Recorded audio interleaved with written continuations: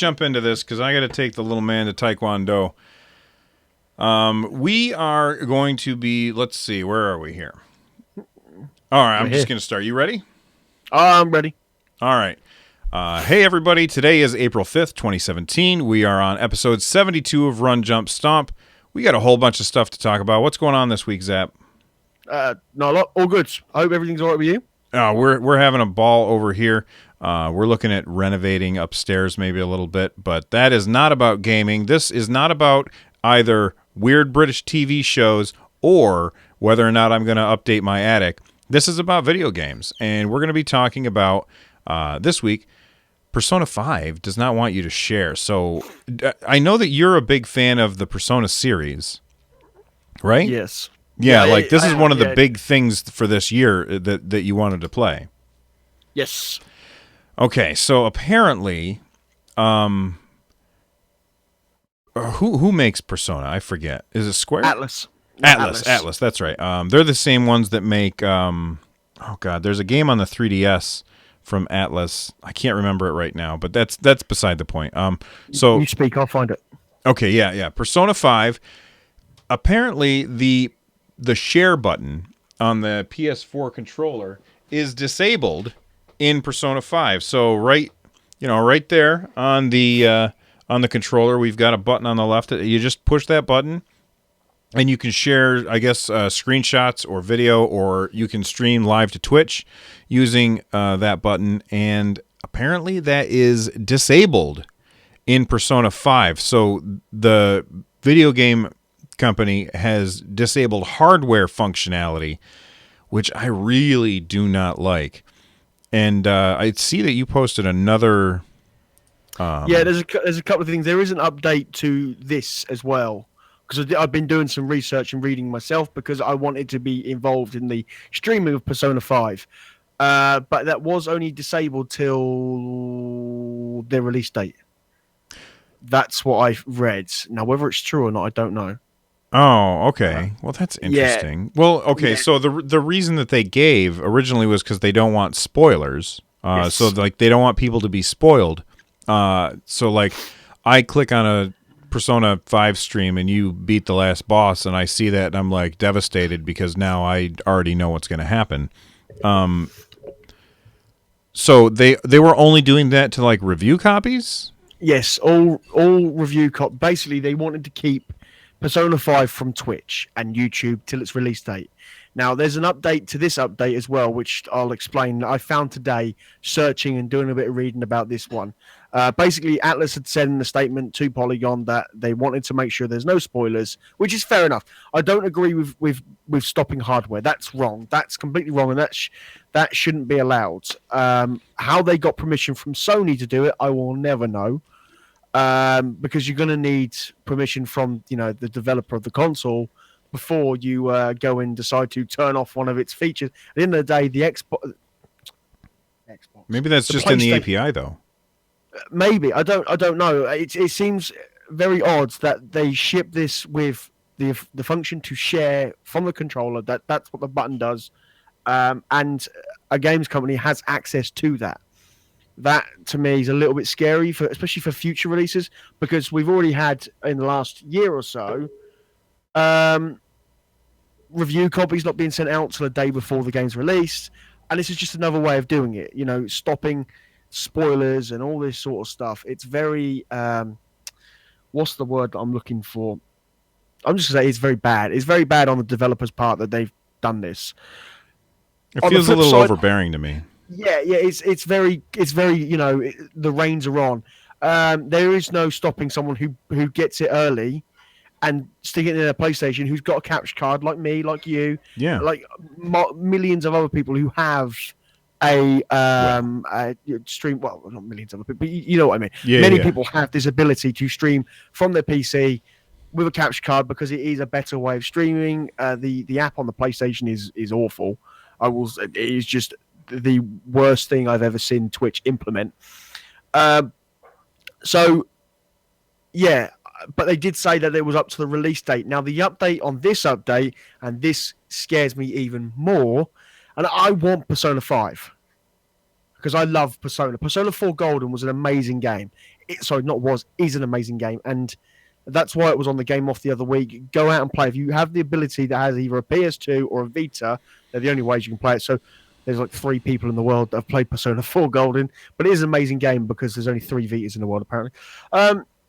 So basically, Atlas have come out and said that if you decide to stream past 7/7, so the 7th of July in game time, I highly recommend not doing this. You have been warned. You are at risk. Do they mean before July 7th? This is I don't know. It just says July 7th. No. Okay, I understand. I get it. 7/7 refers to an in-game date. Yes. So you can't stream. They're basically telling you if you post content past this date, they're going to issue with a content ID claim. Not just that, but it says a channel strike and account suspension. That's disgusting. Now, if you the disability of the share button doesn't bother me so much because they've said that once the game is out, they will allow use. Shouldn't do it in the first place, but that's wrong. Once the game is out, you allow the players to do what they've got to do with it. Stuff your spoilers up. That sound over there, and don't start doing this. This is 21st century. Don't start posting and warning people. Once the game's released, you can't do that. Well, I mean, Paralegal Princess says, FYI, they can do that. It's legal. And I believe that she's talking about because you have a license to the game. Yes. And by using the game, you're agreeing to their restrictions, which sucks. But that's not really the point that we're talking about on whether or not it's legal. What we're really talking about here is whether it's good business practice or whether it's fair to streamers, because there's been a lot of games that I've bought because I've seen somebody else playing it on YouTube or on Twitch, and I've had a lot of fun watching those games, and then I've gone out and bought those games, and those are games that I would not have bought otherwise. And I can even say back when I was streaming a lot of Guild Wars, I had quite a few people who decided to try the game after watching my stream. So really, I feel like as far as a business decision, I feel like they're just shooting themselves in the foot. They did go on to say you can post however many additional, they said, where was it? Oh yeah. You can post as many videos as you like, but please limit each to be at most 90 minutes long. Now that right there tells me that this is not about spoilers. This is about they don't want people watching the game instead of buying the game. So they're afraid, and I don't know how the game works. I don't know how Persona works. It might be the kind of game that's so focused on the cinematicness of it that it really wouldn't feel all that different between playing it and watching somebody play it. I don't know. And so they're trying to get it so that people, this is my guess, is that they are afraid that people will just watch it instead of buy it. Then they went on to say that there's no major story spoilers. They say, I'll leave that up to your good judgment. If you need some guidelines, avoid showing or spoiling the ending of segments of the first 3 palaces. So let's say I'm streaming let's say I decide to stream this game and I'm playing through. I'm supposed to shut off my stream when I get to the end of a palace? That's just stupid. This reminds me of Nintendo. I know you love Nintendo, but this is Nintendo practice. That's how it feels. No, it's not. Not to bash on Nintendo. No, I don't think you're bashing on Nintendo. I just think you're wrong. Nintendo says you're allowed to do anything you want as long as you join the Nintendo Creators Program and we get part of the cut. If they want to do it, make a program. Yeah. And that's fine too, but that's not what this is about though. This isn't about trying to get a cut of the views. This is about them trying to keep people from watching the game because they're afraid that somebody's going to not buy the game after watching it. They're like, well, I already kind of know the story, so why should I bother? Like, I don't know. How do Persona games work? Do you end up with, are there a million different endings? Or is it pretty linear? No, it's well, yeah, it's oh man, it's the best way I can describe it is very similar to how Final Fantasy works, and that's kind of how Parallel Princess just quoted that. Yeah, I know.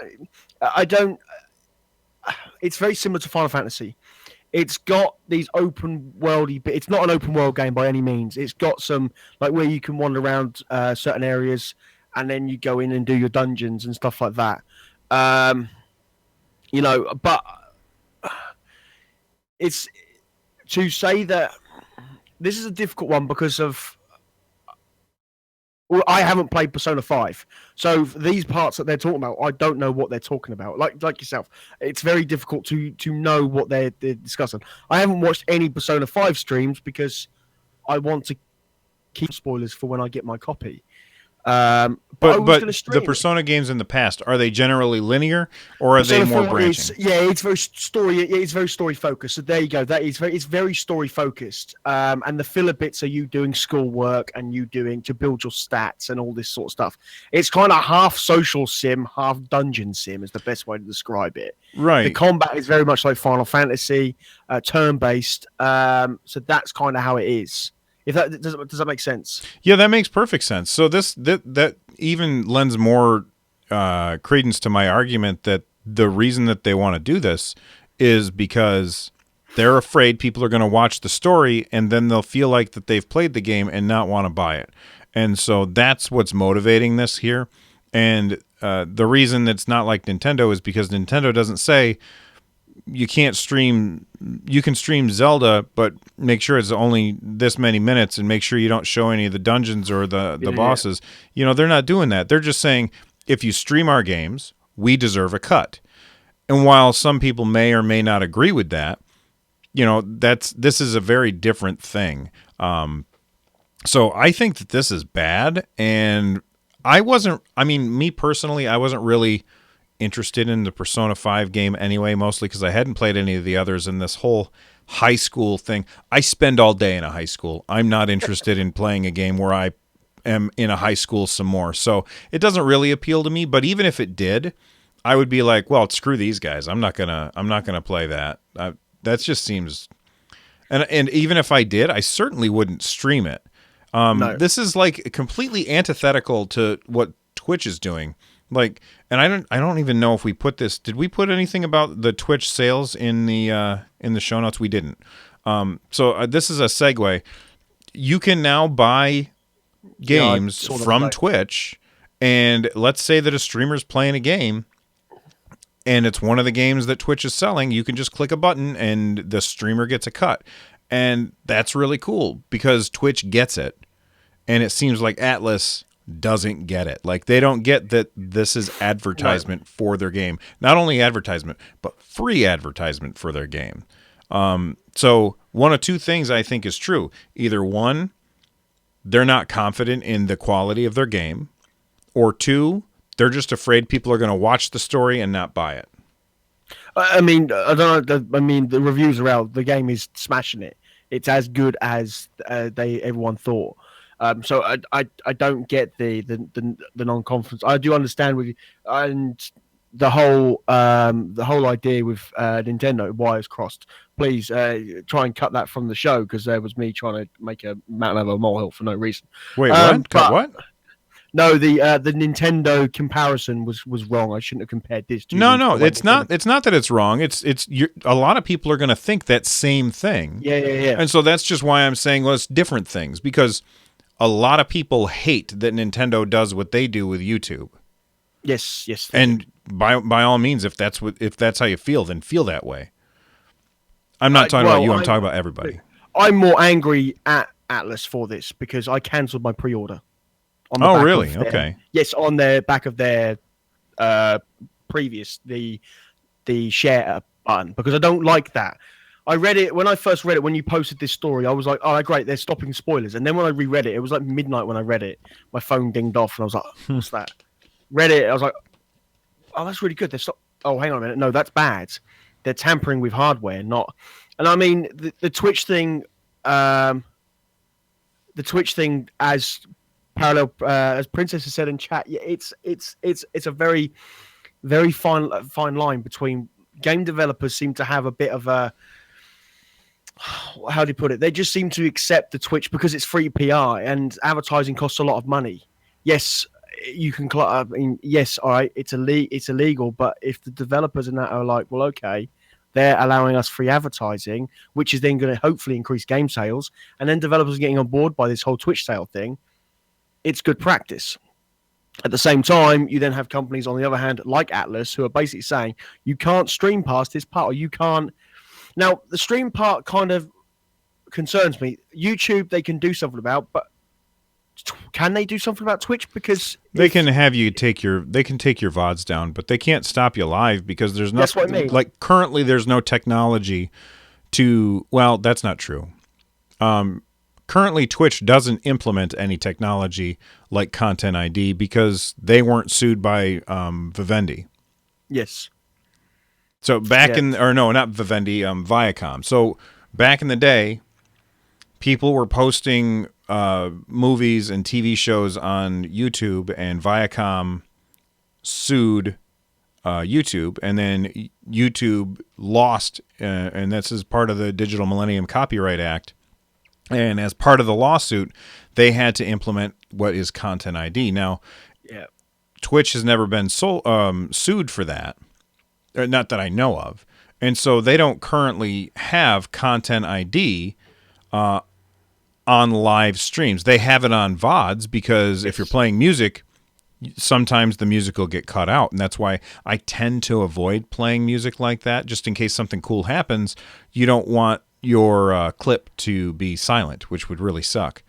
My VODs have been subject to it as well. So yeah, but if you look at YouTube, like YouTube gaming, I have talked to people who have had their stream, like a thing pop up on their dashboard while they're streaming because they were listening to music, and it says if you continue to play this, because it was figuring it out in real time.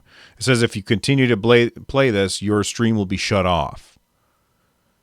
Yes, so, but Twitch doesn't currently have that technology yet. I'm not sure if they're interested in doing that because they haven't been forced to. A lot of people are really down on YouTube for Content ID, but their hands are tied. They were told by the government that they have to do this. Yep.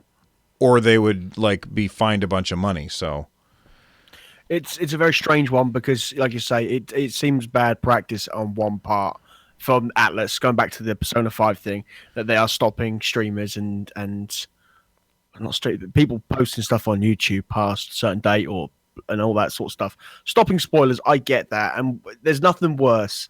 As you know, as we said, I've stayed away from your streams while streaming Zelda because I don't want to have it spoiled. I've caught some of them where I think I'm going to be safe. But I want to experience the story myself. I want to play through that game. So I'll tell you right now, you're not missing anything in the story. Okay. There's no story. There's a bad guy, there's a girl, there's a guy who's got to save. That's it. That's the whole story. So I wouldn't worry about that. I don't know. I just find this very, very alien in the 21st century. The whole Atlas thing. But yeah, as I had said, I cancelled my pre-order on the back of it. I will pick it up in time. I'll wait for this all to either calm down or blow over before I pick it up. Wait for it to be out for 6 months or so, where it's mostly going to be spoiled and ripe on the internet somewhere. Well, are you going to stream it though? I will stream it. I'll still stream it because it's a game worth. For me, it's a game worth streaming. But I don't think this isn't. They say it's about spoiling. I really don't think this is about spoiling. I don't see them changing their tune about this. Yeah, I get that. That will be, at this point in time, I'm happy to stream it, but at the same time, I'm kind of like, I'll see what happens, if that makes sense. I may come to it, pick it up, and it may be one of those games like Persona 4 Golden, because it was on this. I had to play it in my own spare time, and I'm now doing my third run through. For those of you listening, he's holding up PS Vita. So this on my Vita, and that's just a nice way of playing it. I can sit upstairs, before going to bed, play an hour. I sit on my lunch break and play for an hour, and that's a great way of playing a game. So but I've been forced to play it like that on that because to get one of these again, holding my Vita up to ability to stream because for some reason Sony doesn't want to allow their port or their Vita to be able to be streamed from. You got to buy a hacked Vita, which then has all the stuff put inside it, which costs a lot of money. A lot of Persona money. 4, yeah, stupid amounts because even the 3DS I believe is the same, isn't it? I think the 3DS, if you want to have it set up for streaming, I think you got to buy a 3DS and then it's $300 to get it stream ready, which is bananas. Yeah, as the Vita's, I assume, is about the same. Yeah, it's actually. I looked at some. There was one on eBay which was £350 for a Vita, for you to be able to stream from it. So I'm like, that's mental. No, no, thank you. If that's all right, sort of thing. So I will. I haven't got it. I've got too many games to play at the minute. Persona 5, cancel my pre-order, and we'll just wait and see. Atlas have really disappointed me on this one. Really, really, really disappointed me. Yeah, Dragonfire's got a good point. He says, for movies and TV shows, I don't even watch additional trailers, etc. once I've decided to see it to avoid spoilers. So a software company claiming they need to intervene is just hubris. So, yeah, the idea that this is what bugs me more than anything else is that they're like, we're trying to protect people from spoilers. If I want to watch a stream, then I'm okay with spoilers, you morons. That's if I want the game spoiled. Oh, hang on, I'll go watch whoever's streaming it. Yeah. Or if I want to watch a TV show like the Great British Bake Off, I'll ask you what happened because apparently you're pro at it now. That's right.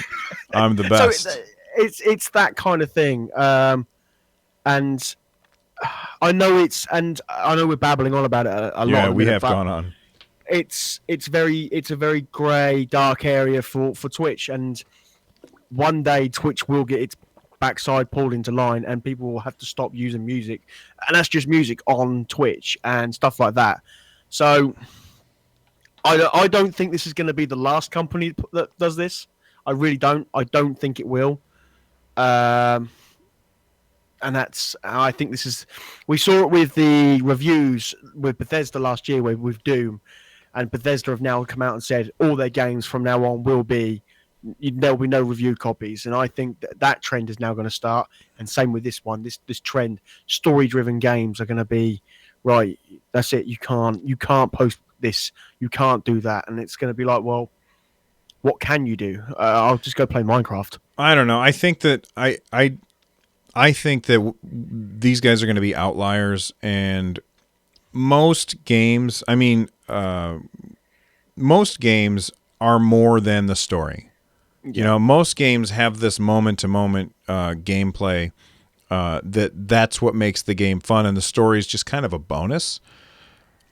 And I feel like most gaming companies, most developers are, and most publishers are aware that they get sales from Twitch. So I don't see this happening too much.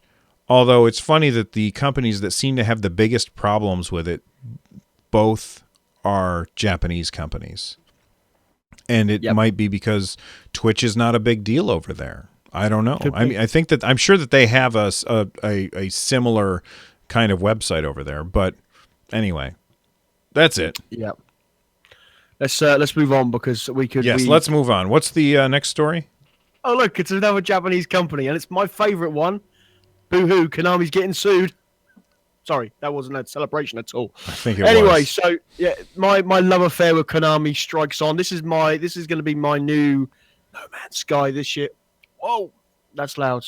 Watch that. So, Konami, the guys who produced the beloved series of mine, Metal Gear Solid, had the man of the hour, the man himself, Kojima, work for them, and all this. Also brought out a football game. It's one of the football games I don't play very often. I'm not a massive Pro Evolution Soccer fan, but I've still played it and I've still dabbled with it, and it's a very good game. But anyway, if I say Diego Maradona run jump, you'll know who I'm talking about? A footballer? He's a footballer. He scored, I believe it was in 1980s. I will check this and get this right because there'll be a football fan listening and they'll be like, you got it wrong. There was the Hand of God incident against England, where he looked like he headed the ball, and no, it went in off his hand. Anyway, so that's not what this is about. He's in Pro Evolution Soccer 2017, and they are saying that they are not allowed. Diego Maradona has come out and basically said, "You're using my likeness, and you haven't actually got my permission." And Konami has released a statement saying, in response to Maradona's claim, as reported by I can't speak. Kotaku. That's it. The Japanese company has said Maradona's likeness has all been used properly. So it basically, the original story goes is legendary ex-footballer Diego Maradona has said he is suing Pro Evolution Soccer 2017 publisher Konami for using his likeness without his permission. In a post on his official Facebook page, the ex-Argentina Barcelona star, considered by many as the greatest footballer ever, that's a big claim when Pele is around, but anyway, said that he heard yesterday the Japanese company Konami uses his image for its game in PES 2017. My lawyer, Matis Mola, how can I say that and not Kotaku? Oh, there you go. Will initiate the corresponding legal actions, and the statement continues before concluding, I hope this is not another scam. Maradona's image is used in the Pro Evolution Soccer's 2017 My Club mode. Now, My Club is exactly the same as EA's FIFA Ultimate Team. So it's where you get these card packs that represent players, and they've got their Legends mode. So Diego Maradona is in this mode because he is a legend in football. And you build these dream teams to go online and play against other people. So GameSpot has contacted Konami for a statement. So, and then it goes on to talk about Maradona and his football career. So this is Konami in quite possibly some hot water. I don't know what they were allowed to use of his likeness, but by the sounds of it, Maradona is basically saying none of it. Well, okay. So, does his likeness belong to him? Like, he's on a football team, right? No, he's completely retired. Oh, okay. Well, so, but at some point he was on a football team, right? Yeah, Argentina and Barcelona. So that's like a national team, right? Argentina is the national team. Barcelona is one of the biggest teams in Spain. So he was Argentina is an international team. Okay. So okay, I understand now. Okay. Yeah. But when he signs a contract to join that team, do they get to sell his likeness? That's my question. That I wouldn't know, and without doing proper research on that one, because that's a really good question, I couldn't answer that because my jollies, there'd be all hell to pay if I got that wrong. But I was kind of like, well, if he's retired and no longer in football, would they still have to use his permission to be classed as one of their legends in the My? Princess has said not unless it's in his contract. Yeah, that's what I'm asking. Is it in his contract? But he's not. He's no longer playing for these teams. Right, but if he signed a contract then that said that they can sell his likeness, I'm not saying that happened. I'm just I'm playing devil's advocate on the side of Konami here because I'm curious. Like, that would be really dumb of them to just say we'll just make this dude and we'll worry about that later. It just seems like a stupid business move. The only way I can think this could have happened is through Konami's footballing license, because EA have about 10,000 teams fully licensed throughout the world. Konami have a very small portion of that. If you play Pro Evolution Soccer, a lot of the teams, especially in the English Football League, are North London Blues and Red United or whatever. So they don't actually get the FA Premier League, which is the English football top tier leagues. They don't get any of the license, so they can't use the teams, players, any of that. So you have to sit there for hours. My first football game was Pro Evolution Soccer, and I sat there for hours when I got it, changing all the names, and then my save file got corrupt. And I lost all of it. That was when the rage started. Yeah, you were just a little tiny ball of Zap rage. and that's when it was. But the thing is, with his likeness, his contract for Barcelona would have been years ago. I mean, like, we're talking 20, 30 years ago. So unless his contract stated 30 years ago, before this, we can use your likeness in any other product for the next 100 years. It wouldn't surprise me if there was a contract that said things like that, though. I'm not saying there isn't, but I mean, the guy just wants to play ball, and they're like, "Hey, you want to play You want to play ball and get paid? Sign this." All right, I'll sign it. Oh, they're going to use my likeness in a video game? Gosh, let me go back to 1997 and look at what video games looked like back then. Well, nobody's going to be able to tell it's me anyway. So sure, I'll sign it. I'm not saying that happened. I'm just saying it just seems like a silly move on the part of Konami. Boy, oh boy, we've been talking a lot about sports ball today. It's good. Football's fine. So I'll keep an eye on it. We'll see what happens. I don't know what's going to happen. I'd like to know more about what was signed and why Maradona is saying that Konami can't use their likeness. As much as I dislike Konami, I'd hate to see a company of any kind get sued for the wrong reasons. Yeah, that's not what should be happening at the end of the day. And if Konami used Maradona's likeness without his permission, well, then it's stupid. Simple as that. Yeah, and Paralegal Princess in chat, she's talking about a lot of stuff that I know that she's working towards her paralegal, but you got to remember this is not U.S. law that they broke. This is something over there on the other side of the Atlantic. This would be Japanese. This would be it's international law. So international laws. So I mean, I don't know anything about that stuff. This is all beyond me. And the only reason I said he was a footballer is because I heard you say footballer before, because I would have said soccer player. So this is all beyond me. Don't you dare say soccer in my presence. All right, listen here, soccer. Listen, we've had 2 negative stories. Let's bring everybody up. Let's cheer everybody up. And I'm going to tell you something that's going to surprise you. EA is being real nice. Who? EA, what? Electronic Arts, is being real nice. These are the guys who started out. All right, so here's a little history lesson for you. All right, Steve Jobs and Steve Wozniak worked for Atari. They left Atari to make Apple. Then they hired the guy who he pulled a Steve Jobs on Steve Jobs, and he said, well, screw you, I'm not working for Apple anymore. I'm going to make my own company. He made EA. Fast forward, EA is a company who we all love to complain about. And EA is sending 2 terabyte hard drives to people who have been EA Access subscribers for since the beginning. That's really awesome.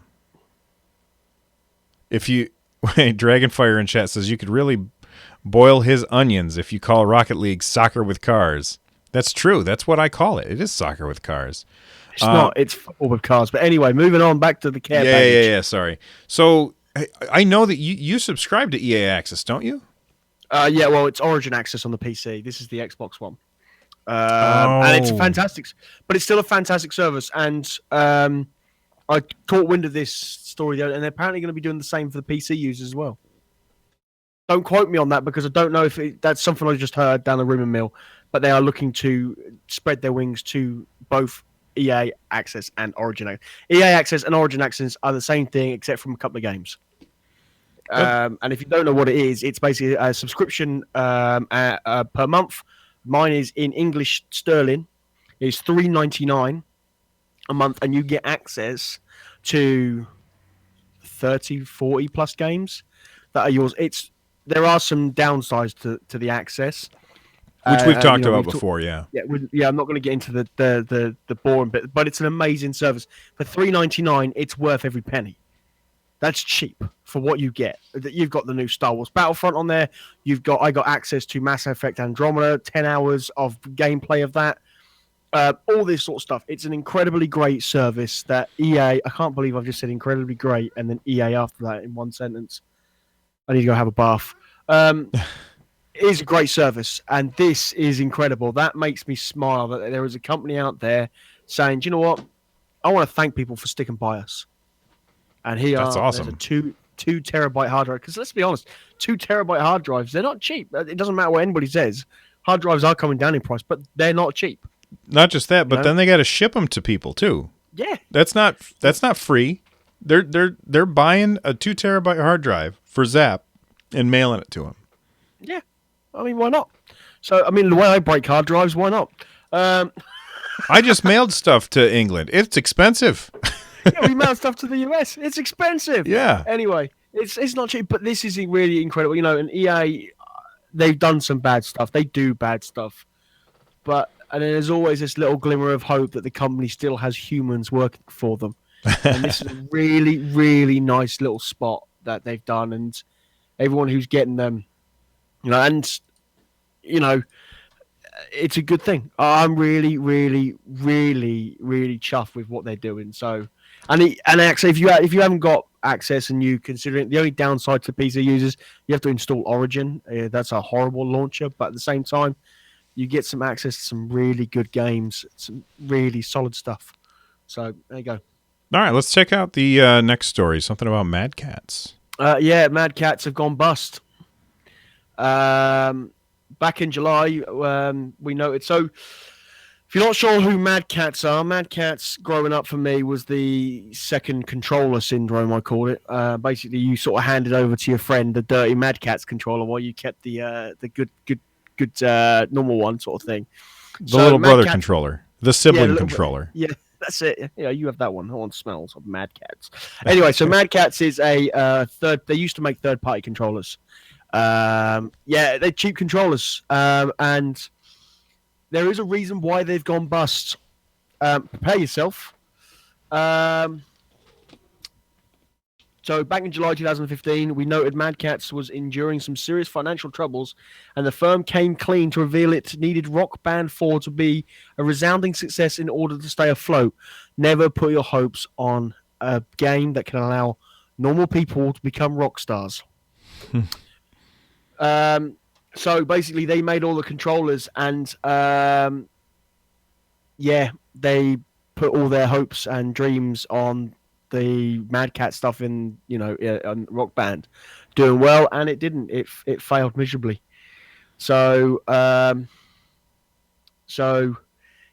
Cat's gone bust. They did get into esports controller making and stuff like that, like Mousers and stuff, and some of their stuff like in the later years was really good.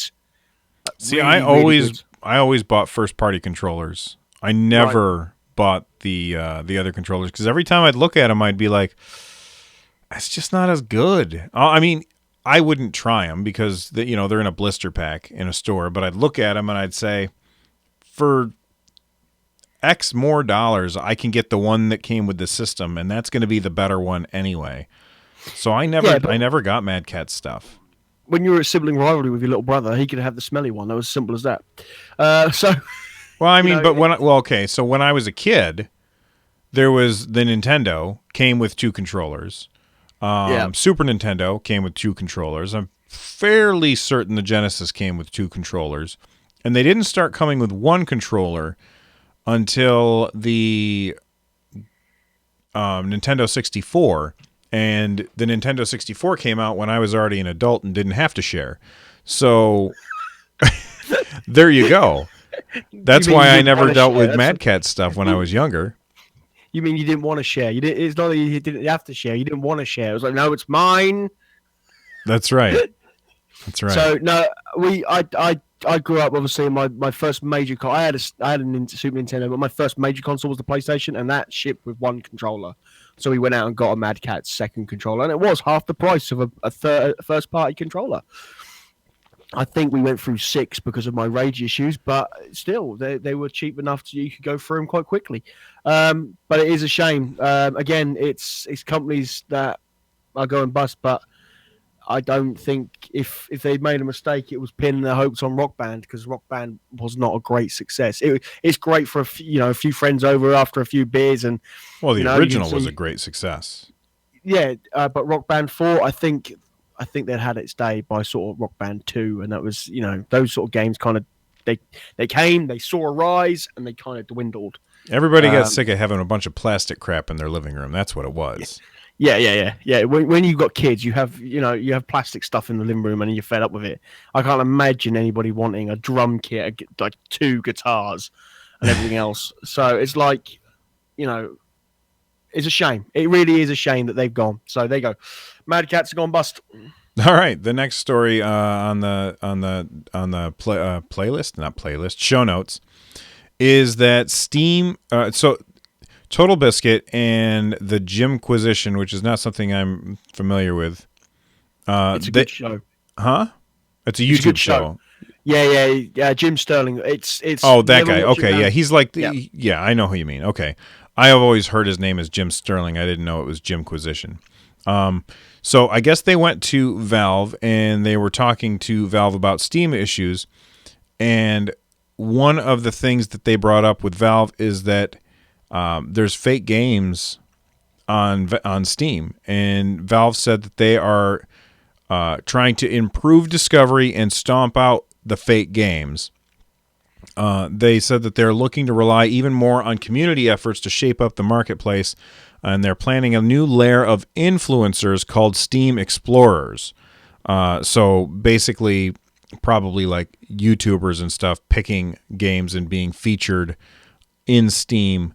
Although, will they use YouTubers? I don't know, because they have like their own platform. They probably will use YouTubers because nobody uses Steam broadcasting. I suppose, yeah. Sorry, I thought you were going somewhere else with it because. No, go ahead. But yeah, I know anybody can be an explorer. Sorry, I just realised what you were saying. I was jumping the gun, basically. Oh, anybody can be an explorer. Yes, anybody can be an explorer. Oh, so okay. me or you can be an explorer. So we can because I watched both videos. Maybe I'll find them up and we'll link them in the show notes. Because they are both really worth a watch. Total Biscuits is like an hour. Jim Sterling's is 12 minutes. So now I will talk for 67 minutes on. I love it. I love how he titles his videos. His videos. They make me laugh. So he is one of my favorite YouTubers out there. Total Biscuit. I trust a lot of what he says. So yeah, hats off to him. But the Explorers program does sound, I think, quite a good idea. Yeah, it says that Valve is about to overhaul Steam in order to ensure that good games are visible and lazily developed games created for the purpose of making a quick buck, which Valve apparently calls fake games, sink beneath the sea of algorithms, which is great because there is so many times where I have opened up Steam and it's recommended for me like games that I would never, ever buy. Like dating sim games and stuff like that. And I only assume that the reason that stuff shows up because I looked at one of the Tales games once, like the Tales of whatever, and they have similar art styles. Right. And so I'm like, why does this stuff keep getting recommended to me? This looks like garbage. And I'm happy to hear that Valve is tweaking their algorithm to get rid of that stuff. Oh, and it says right here in the story, anybody will be able to be an explorer. That's great. So anyway, that's good, and good for Valve for getting rid of that stuff because it really does ruin the experience, and it makes it harder for me to find good stuff, especially because so much stuff comes out on Steam. Like, there's probably, I would say there's probably 100 games a day that come out on that. And I say games with big air quotes, though. You know what I mean? Yeah, no, I mean, it do say at the bottom as well to make this, to show you where these fake games are going. Valve admit that so-called fake games make the bulk of the money of Steam trading cards. So basically what they're doing is they're making a game and selling it for like 50 pence or, $1. And then the bulk of their money is coming from the trading card system, which they're also going to tweak as well. So I really do not understand the trading card system at all. Like, it's not a thing that I can't use it in a game. I can't hold it in my hand. Why in the hell do people want trading cards on Steam? I don't understand this. Do you understand this? I have no idea. To be fair, I'm not bothered. You get a message every time you load up a new game. Oh, you have a new trading card. Thanks, Steam. For what? A picture. Seriously, Steam, I've got better things to do with my time except from looking at this message. Let me play a damn game. Stop. Just get rid. The way you stop this is get rid of it. I mean, I know. Sorry, there are people out there that like this kind of thing. It's like the CS:GO skins. It's a collectible, and that hits into that little collectible side that we all have. We all have this little collectible thing. Whether it's collecting stones to postage stamps to fake trading cards, we all want to collect something. By the That's way, just- speaking of postage stamps, the package that you sent me, Yeah. the stamp is cool. It's cool looking. Like our stamps over here suck. I'm just saying. I don't actually know what the postage stamp was on there. Well, it's the Queen. I know it's the Queen, but I don't know because sometimes we have really special ones. Well, Depending it's on what like time of it's the year. huge. It's like this big. Oh, right, okay. For those yeah, of you yeah. that are just listening, I'm making a motion, and you'll have to imagine how big my hands are. But about that big. Yeah, so what we'll have to do is we'll compare postage stamps next week too, Run Jump, all right? All right, let's move on to the next story. Compare size of stamps. Go ahead. So let's have some good news. This comes from Kodiak Moonwolf. Posted this in the podcast section of Discord. Wow, English is failing me. And this is a follow-up from last week. The Overwatch I cheat. think it might have been made- 2 weeks ago, but I'm not 2 sure. weeks ago. A couple of weeks ago, we explained how there was a cheater out there in Overwatch who was making bots and all sorts, and basically losing Blizzard lots of money. And I wish he wouldn't, because I like Blizzard at the minute, and that'll be explained a little bit later. And he's been told to pay $8.6 million, which is not enough. You hack game, you make a bot that's going to lose Blizzard, a company lots of money. You should be sued for every penny for the rest of your life. Simple as that. Not the rest of your life, but you should be sued for the money that you make off of it. Yes, seriously. I mean, it was like 40. So yeah, here we go. Californian court ordered German firm Bossland to pay $8.6 million or £6.8 million for the real people out there to Blizzard for 42,818 counts of copyright infringement. 42,000 counts. Right, and so Seriously? basically that's how many times that they sold this cheat, and I don't know how much they charged for the cheat. I'm guessing it was more than they're being sued for, because there's probably a maximum that they can be sued for, but I'm sure that they made more than $8.6 million on this. Yeah, I would love to do the research on Bossland, but I'm afraid that Google might search what I'm looking at, and I'll get banned from using Overwatch. So, location service and all that sort of stuff. But anyway, I'll do it at work when it's on my work's IP. Anyway, I don't endorse that. I'm not going to do that. I'm putting it out there right now. So also facing the legal costs of $177,000. It's not enough. Seriously, $8.6 million to build a bot that cheats. That's just disgusting. It really is. You know, it does.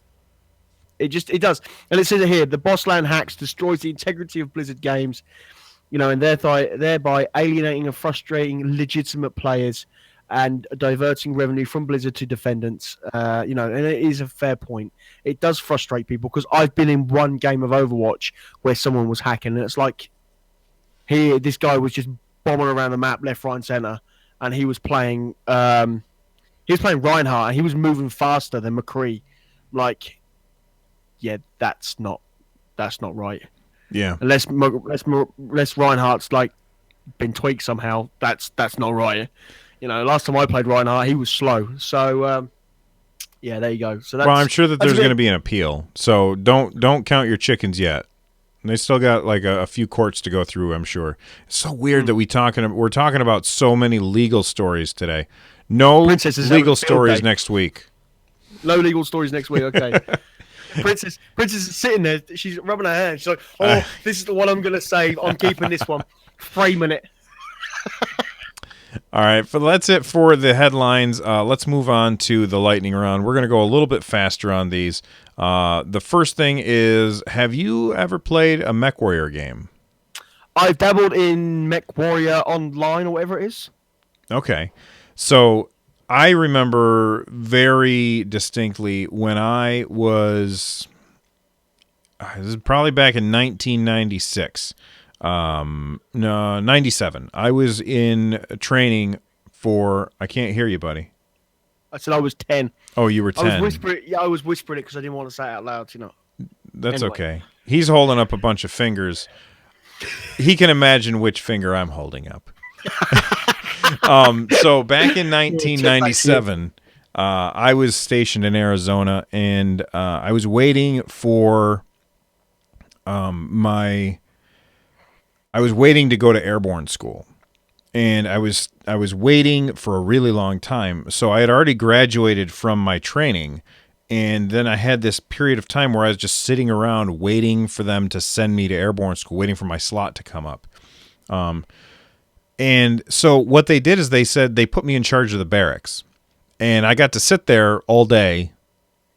You know, people would come in, and I'd sign them in and stuff. And so I would take my computer out of my barracks room down the hallway to like the main desk where people would come in, and I would play MechWarrior on there. So I had like a joystick, and I'm going, I loved MechWarrior. Now, I probably won't play this one because I don't have the old kind of joystick. Like, I'm talking the big fancy joysticks back in the day. And I absolutely loved playing MechWarrior. But anyway, there is a new MechWarrior game coming out. It's MechWarrior 5 Mercenaries.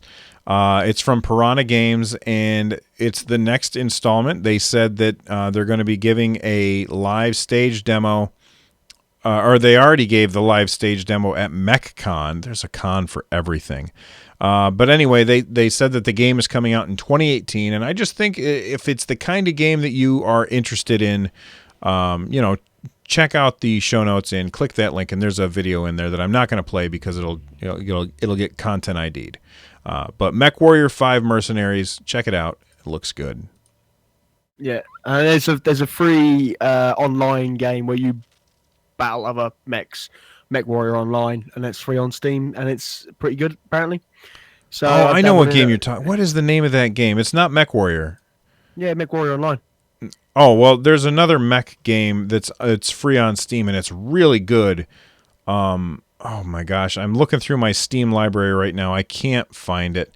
Why don't you tell us about your first lightning round story while I find the game I'm talking about? Well, mine is all about my favorite game at the minute. I am back, fully addicted to a little company called Blizzard's brought out an indie title a couple of years ago called Hearthstone.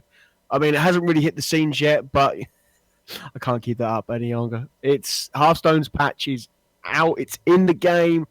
The return to the Jungle of Ungoro is being launched tomorrow, but it's here. It's ready. So if you are a Hearthstone player, this is your roll call to be prepared for Ungoro meta-changing stuff coming in. And it's really cool. There's a lot of good stuff coming in. There's a couple of things I want to talk about with this. We got free cards. I've had a week of free stuff from Hearthstone, which is amazing. My wife is now addicted to it as well, which is cool. Someone, I don't know who it is, but someone pinged me a message and basically bought me 50 packs of the new expansion. So whoever that is, thank you so much to that person. So I have 54 packs now to open tomorrow. I'm not going to do that. Well, I plan to do that live on stream tomorrow, but last time I did a pack opening with Hearthstone, the servers were so bad. It was incredibly bad. It was like, drag a pack in, wait a minute, pack opens, click, and nothing happens. So if the servers are good tomorrow, then I may do it. If not, I'm going to leave it till Saturday. And do it live. A couple of things. There's a new rogue hero, which obviously doesn't give you any kind of like special powers, but if you win 10 standard ranked mode or casual matches, you get a free new hero. What else was there? There's a YouTuber and a Hearthstone streamer called Kripparrian. He basically has enough dust to make a full golden collection. Blizzard apparently have had to strengthen their servers because apparently if he hits the button, it will crash the servers of Hearthstone. If people don't know what I mean, is there's a mass disenchant button where you disenchant all your copies of cards. Extras. So like if you have 4 of something, you can get rid of some, and it turns them into dust. Yes, exactly that. And Kripparrian has said when he started playing, he wants the whole collection in gold. So he hasn't dusted anything since he started playing. And apparently he's doing that very soon, which is really cool. I heard this weekend. So I'm going to just stay off Hearthstone all weekend because Blizzard apparently are quite scared. They actually publicly said, we are scared when Kripparrian does this because the servers at that point won't hold. I was like, what? Really? And there's a video online. They are advertising for a game designer. And Ben Brode, I'm going to have to send this a link to this video because it's an incredible video that Ben Brode, the lead designer of Hearthstone, is out there, and he is basically making join the Hearthstone team. And in this video, he upgrades one of the cards. And apparently, for 4 hours last night, this card, which was already OP, was then upgraded just there and then, and it was like that for about 4 hours before they changed it. So, this is the really cool stuff that they do. And like I said, so it is. If you got Hearthstone, they're preloading it today, and it's being launched tomorrow. So there you go. That's my Hearthstone. But I'm going to come back next week and review Hearthstone's latest expansion. So be ready for that. Oh, awesome. Ungoro Crater is one of my all-time favorite zones in World of Warcraft. I absolutely loved going there. If you never played WoW, it was so you probably get there around level 50, maybe level 40, something like that. I can't remember exactly, but you're going along, and then suddenly you start going downhill, and you keep going down and deep and deeper and deeper, and then because on the top it's all desert, and then in the crater it's all this lush jungle, and I still remember to this day. I'm running through with a character. My like one of my best friends is with me, and we're on voice chat. And I'm talking like in real life best friends. And we're in voice chat, and we're talking to each other as we run through, and we start hearing this thump, thump, thump, and we turn it, and there's a flipping dinosaur there, and we were just amazed. We were like, "There's dinosaurs!" Like, it was awesome. And if you haven't played World of Warcraft, then you should play it. If for no other reason, just to check out Ungoro Crater. It is so fun. Like, there's these areas where it's all this slime that slows you down, and there's some fantastic quests in that zone where you have to, some Nintendo themed quests too, where you have to help a monkey, and you have to help Mario and Luigi, although it's Marion and I can't remember how they said Luigi's name. And that's also the zone where you can get Link's boomerang in the game. Like, really? all these really cool things that happen in that. That's my favorite zone in the game, and I'm interested in playing Hearthstone again only because it's Ungoro stuff, and I can't wait to play those cards and get that nostalgia. It's I'm hyped because I've played Hearthstone now for 2 years, on and off. 2 years, 18 months, 2 years, and the meta's been very stale. It's been very much the same sort of thing. And if people who are listening and don't understand what I mean by meta is the most optimal way to play any kind of game like this. And Hearthstone is a collectible card game, and there is a way you can ladder very quickly up to rank 1 or legend. So this is going to completely change everything that happens in the game, because and what happens is every year they cycle out certain cards. So we're losing 2 adventures, and we're losing an expansion from their standard format, which is their tournament their format. So any new players looking to get involved in Hearthstone, play on standard because it's all the new stuff. And that's really cool. So I can't wait to see what's going on. I can't wait to open my packs. I'm sitting there looking, I'm 54 pack. Can I just open them, please, Blizzard, please? I will say, this is one thing I did want to say when you mentioned that you had 54 packs to open. Sorry for the cough. Opening packs of cards in Hearthstone is so satisfying. Like, you drag the pack over to the little spot. It's almost like lasers come in and they hit the card. It shakes for a little bit, then it explodes, and the audio is really great. And then you see your 5 cards, and then as you hold your mouse over each card, it'll glow with the color. So like There's normal cards which don't glow, and then there's the blue ones, and then the purple ones, and then the orange ones. Am I missing any? No, you got it. Okay. You got it, yeah. And so when so what I would always do is you open up a pack and then you hover over each one and you see which ones are the best. Okay, this one's a orange one. I'm going to click on that. Or this one's a purple one. And you click on that and it flips it over and it shows you the card. And like if it's a purple card, then there's this dwarf there and he's like epic, or legendary or golden legendary. It's the golden legendary. It's gold, whoa, yeah, golden legendary, and it's just we've said it before so many times. It's the polish that Blizzard put into their games that make you come back for more. And I've just linked in chat a slow motion Hearthstone opening standard pack, and it's basically the animation we just talked about in slow motion, and it looks epic. It looks so good, and that's something that I played Paragon. I know it's a bit of a tangent, but I play Paragon, but they have cards in their system. It's a MOBA, and when you click the thing, they just sort of pop out, and there's no kind of flair to it. There's no nothing, and it's like, oh, they missed a chance, because that's what makes you want to buy some packs, and it's just a really cool thing. So there you go. All right. Speaking of nostalgia, we have some fake nostalgia.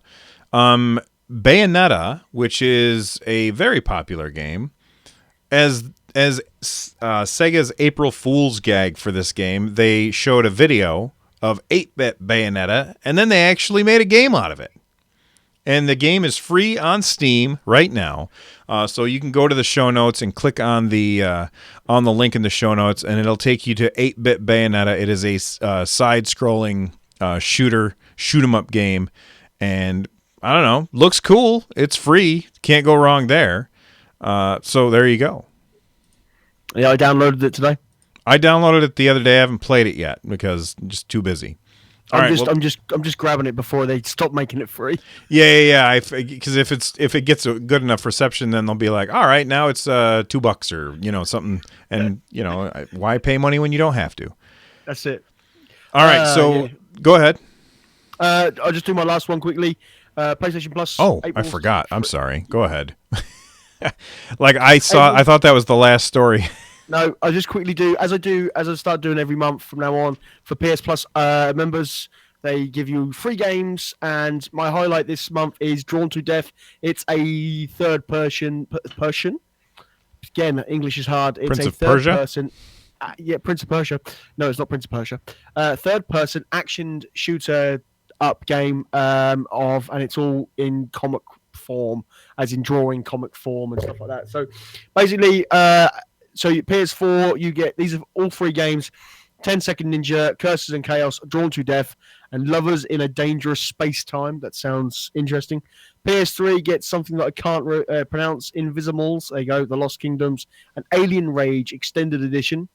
That's probably my game. And then PS Vita gets 10 Second Ninja and Curses and Chaos. So there you go. There is a video on the link of the games that show you the free games that you get for PS Plus in April. And that will be, what's the date today? That will be live probably in a couple of days. So there you go.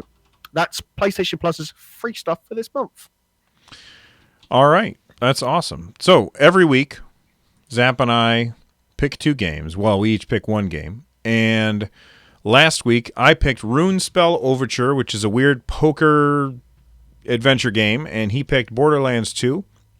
And we say, which game do you guys want to...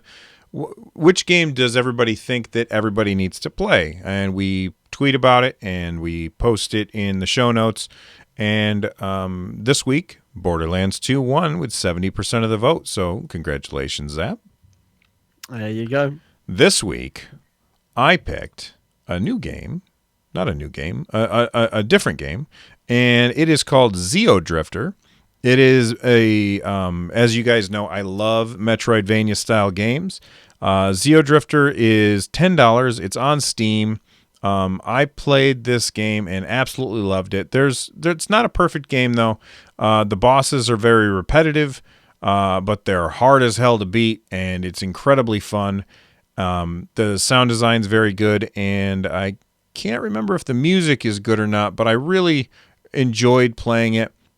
It's got this cool mechanic where there's got there's 2 layers to the game basically. So you'll be on the front layer, and then you'll see something in the back layer, and you jump and push a button, and you'll zip to the back layer, and now you're walking through basically the same area, but everything's different. Like you've gone to the background of the game, and then you hit the button again, you come back to the foreground.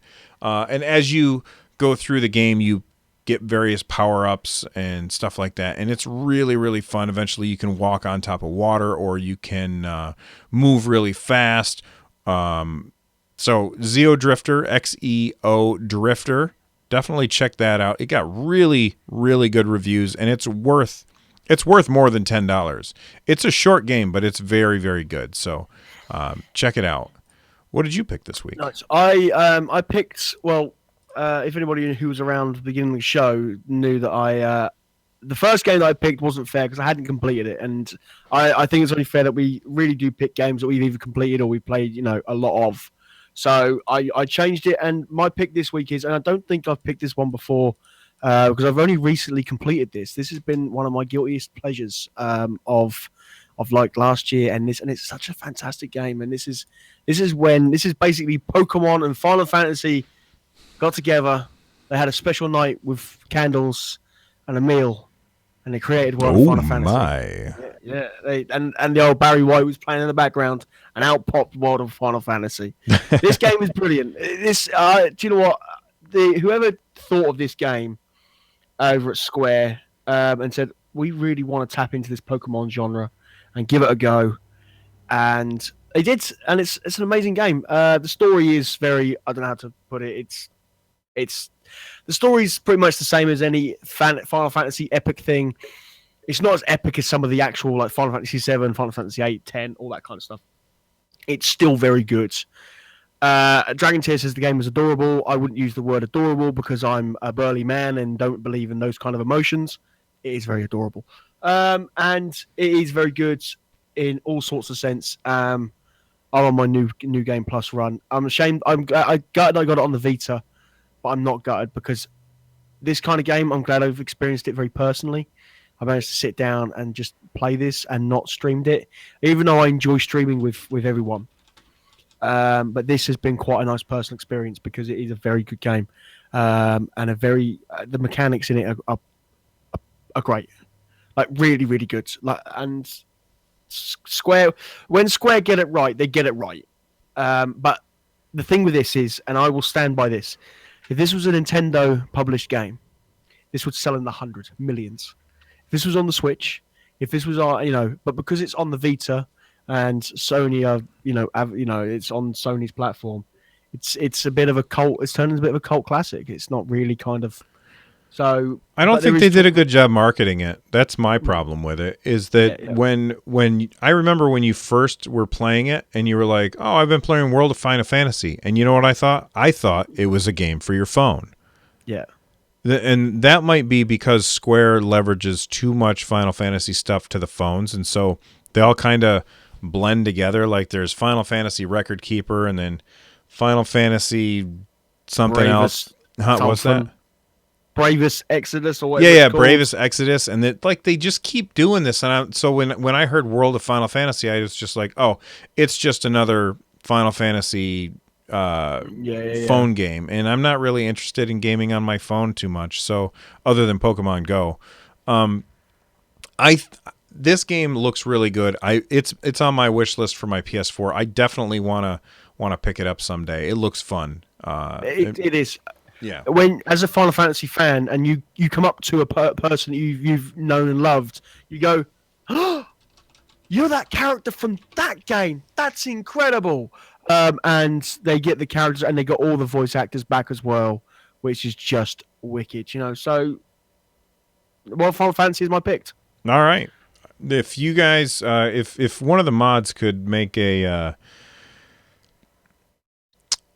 poll. Thank you. I couldn't think of the words. If one of the mods can make a straw poll while we're going over our wish list, that would be awesome. All right, so the last section of the show is wish listed. This is where Zap and I pick a game that has gotten our attention. I wasn't sure if I had chosen this before or not, but I decided on Cuphead because it's been in the news recently. Apparently, it's coming in mid 2017. Man, this game feels like it has been ready to release for a very long time. In fact, originally it was an Xbox One exclusive, and apparently it's no longer an Xbox One exclusive. So it's coming to PC as well as Xbox. I don't know if it's coming to PS4 or not, but I really want to see. I really want to play Cuphead, and if you don't know what it is, it looks like the old Disney cartoons.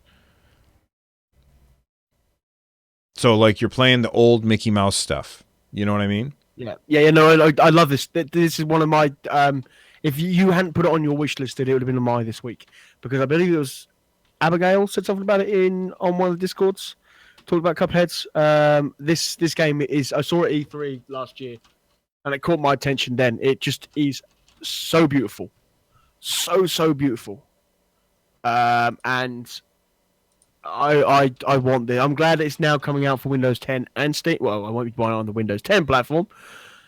I'll buy it on Steam, because who buys anything off the Xbox or the Microsoft Store? I would like to find someone. If you buy your games off the Microsoft Store, please send us in and let us know what it's like, what the experience is like. But Steam, I'll get it. But this game has been through delays after delays and all sorts. It looks beautiful, though. I mean, it looks like the old cartoons from. Zap is wistfully smiling at something off in the distance. My wife just stood there. I don't know. You wouldn't, because of the way the camera angles. My wife just went, "Can we open it yet?" She wants to parcel. Sorry, Mrs. Zap. You can blame Mrs. Run for that. No, I've signed an NDA, which is a non-disclosure agreement with Run Jump, that we cannot do this yet until next week. Sorry, Mrs. Zap. Blame me. So, but Cuphead, it looks incredible. It's such a beautiful game, and apparently it's supposed to be really hard, like proper old school hard game. So yeah, this is going to be rage-inducing all over. All right. So what's on your wish list, man? Mine's a Final Fantasy game, believe it or not. What a surprise! My link disappeared. It's the Final Fantasy that I never played.